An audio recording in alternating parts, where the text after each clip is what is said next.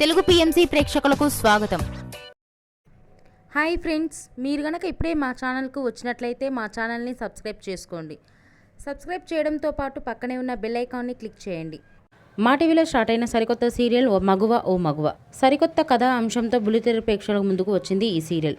ఈ సీరియల్లో హీరోగా పల్లకిలో పెళ్లికూతురు సీరియల్లో హీరోగా నటించిన శ్రవణ్ కుమార్ నటిస్తుండగా హీరోయిన్గా కృతిక ఉమాశంకర్ నటిస్తుంది. తాజాగా కృతిక తన లేటెస్ట్ వీడియోని అభిమానులతో పంచుకుంది. ఆ వీడియోని మనం కూడా చూసేద్దాం.